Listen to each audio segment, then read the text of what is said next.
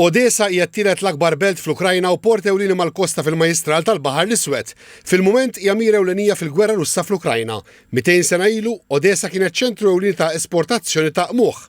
Sa minn ftit wara l-wasla tal-Ingliżi f'Malta fil-bidu tas-seklu 19 żviluppat relazzjoni kummerċjali b'saħħitha bejn din il-belt u Malta.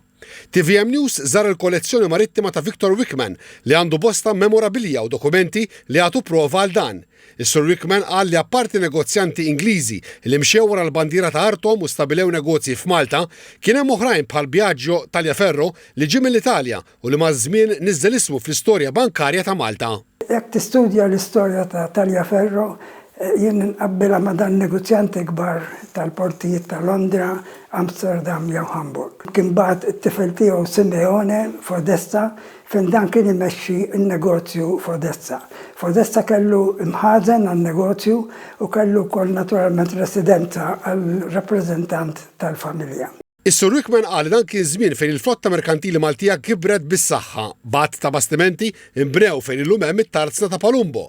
Flotta li kienet tgħaddi minn Kostantinopli, il-portijiet fil-Baħar l-Iswed bl-akbar kummerċ ma' Malta kienu Odessa, Kerċ u Taganrog. Fl-isfond ta' industrija merkantili b'saħħitha ġew bbażati f'Malta għadd ta' kumpaniji tal-assigurazzjoni li l-parti l-kbira minnhom kienu jaħdmu fis-sular ta' isfel tal-Kamra tal-Kummerċ. Pereżempju, is-soċjetà Lloyds ta' Londra hi magħrufa għas-serjetà tagħha fil-klassifikazzjoni tal-bastimenti u waħda minn daw il-kumpaniji tal-assigurazzjoni kienet sewwa sew msemmija Lloyd di Malta. Il-kollezzjoni Wickman tinkludi tpinġijiet ta' bastimenti Maltin li jfakru ġrajiet meta dawn iltaqgħu mal-temp qawwi fi vjaġġi lejn Odessa u portijiet oħra fil-Baħar l-Iswed. Dokumenti oħra juru kif setet issir il-komunikazzjoni ma' bastimenti li jinsabu mili il-bogħod bit-telegrafu.